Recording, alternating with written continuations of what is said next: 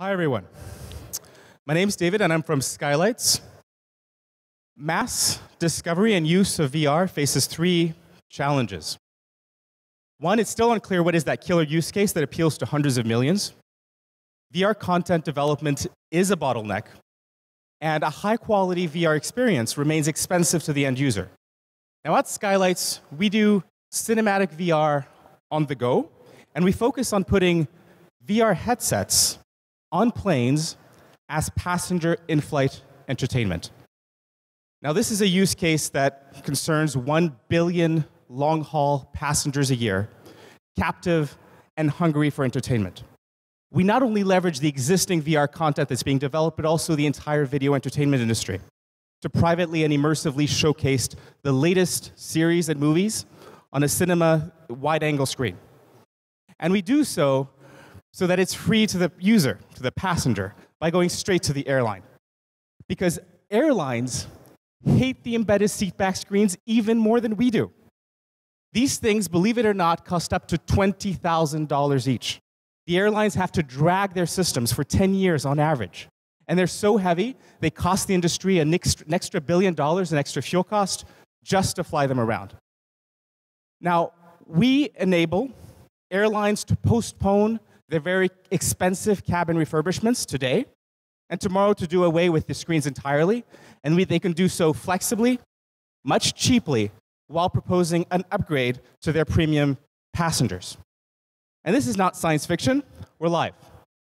After multiple pilot campaigns with multiple airlines in 2016, we're now deployed on our first fleets in Europe and in the Middle East, and incidentally also on trains.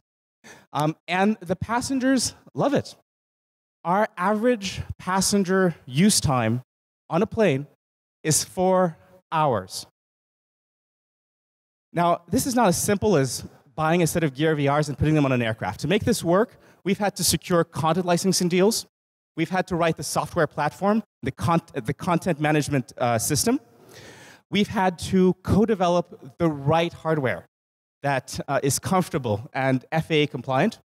And we've had to figure out and optimize the operations and logistics. We've packaged all of this and sell that as a subscription service to airlines, and we've built it all from the ground up. Now, I was an airline pilot for 11 years. On top of that, I was an airline executive for the past 6. I know this industry inside and out. It's a $6 billion market opportunity. Immediately adjacent to it are trains, cruise ships, hotels, long-distance buses, luxury cars. We've raised and closed our seed round today at the beginning of the year, and we're racing to grow our sales towards a Series A. But if you're interested, come talk to me. I think it's not inappropriate to extend our seed a little bit so that we're stronger for the Series A at the end of the year. Thank you very much. Very cool, very cool. As a parent of 3, I love the seatback TVs, right? I'm the only guy who loves them. But I think we would love this product even more. It's pretty cool looking. So I have a quick question, which is VR already has this, like, you get really sick. Yep. And then there's airplanes with turbulence, and you get really sick. Do they cancel out, or do they add up? No, that's a major challenge that we had to solve from the get-go. And the way that we solved it is like this. For everything that's VR content, pure VR content, games, 360 content that we really have to re-edit for 180-degree content, of course, we are faced to basically 5-minute to 10-minute content max on average, and we have an average use case of around 15 minutes per passenger. When passengers watch series and movies, what they tend to do is they tend to lie flat, put themselves in a nice and comfortable position, and watch and then just watch the movie. And when they do that, we basically make a fixed screen. We remove the head motion tracking aspect of VR, so it's not VR per se, it's immersive cinema.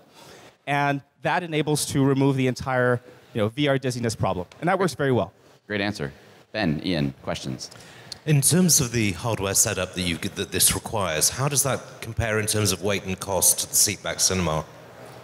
Well, so one seatback screen for an airline is $20,000 at the installation. And then you have to add on top of that around $3,000 to $5,000 per year for content. That gives you the rough idea.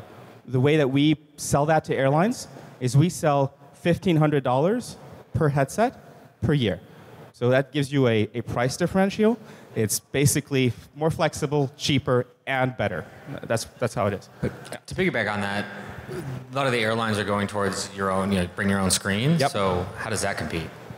So on long haul, so the airlines are going to bring your own screens on all the medium haul aircraft, the single aisle aircraft, 320s, 737s. For long haul wide body aircraft, not a single airline that I know of has decided to get rid of the seatback screens to go full wireless in-flight entertainment, full wireless IFE, because passengers expect the airline to provide the entertainment. Now, what I believe very strongly is that wireless IFE plus immersive entertainment is the couple that is the game changer in this industry.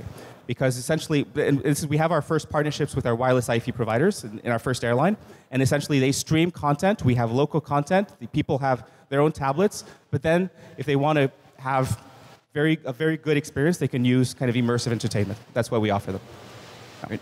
Fantastic. Thank you very much. I love the company name.